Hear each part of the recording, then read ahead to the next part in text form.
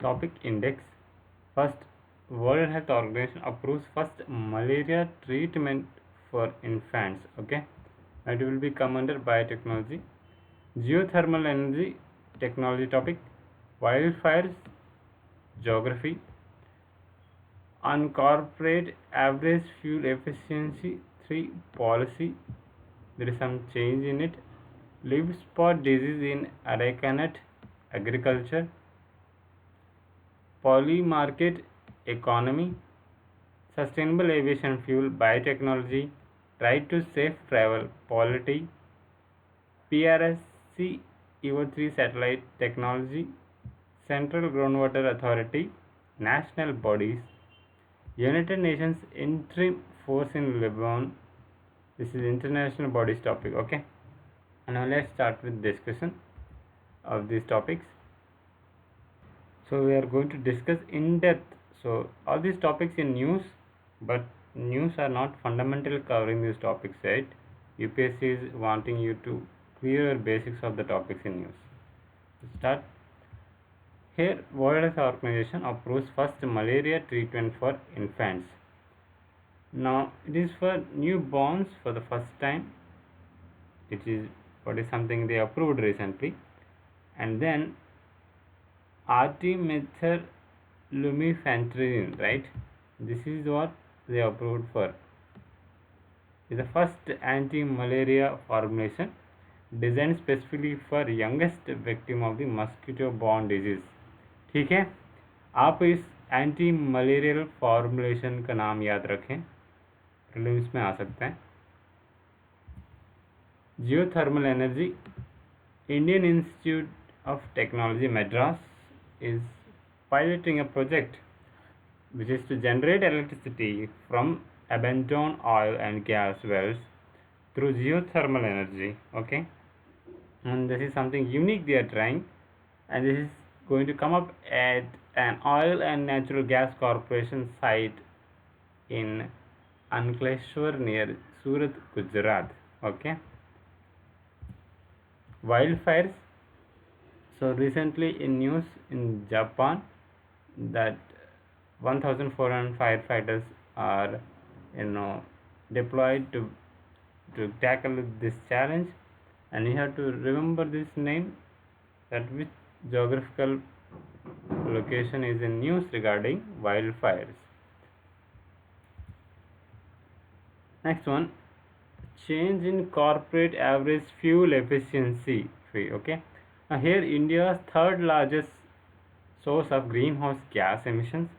Then at first glance, the reduction of corporate average fuel efficiency targets from about 113 grams of CO2 per kilometer under CAFE2 to 77 grams per kilometer by 2031 to 2032 under CAFE3.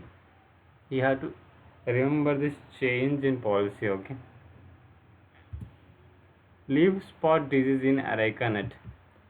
So this is something severe fungal disease, right, caused by Colitotrichum Goliosporidiae Pilosticta areca, affecting young mature palms, particularly in warm humid regions of Karnataka and Kerala. Okay, so the leaves becomes yellow spots, right, which causes 60% of yield loss and characterized by yellow brown spots, like as I told you now, which reduces the crop yield, right. You have to remember this leaf spot disease regarding in ARECANUT. Poly market. Now it is very unique in American cryptocurrency, right, based prediction market. It offers a platform where individual can place bets on what? Future outcomes, right? And the future outcomes on what? Including sports matches, economic indicators, weather patterns, awards, political and legislative outcomes, and military conflicts. Okay, so they predict these outcomes for those who win those Though exactly predict the outcomes, get the winning prizes. Okay. Sustainable aviation fuel. Now, it's an alternative fuel made from non-petroleum feedstocks that reduce air pollution from air transportation. It can be blended different levels with a limit between 10 to 50%, right? Now, what can be the feedstocks can be used to make this sustainable aviation fuel? That is food, yard waste, portion of municipal solid waste, woody biomass, fats, greases, oils, and other feedstocks. So you have to remember the list of these feedstocks for making sustainable aviation fuel. Okay. Right to safe travel on national highways is part of right to life. Supreme Court order.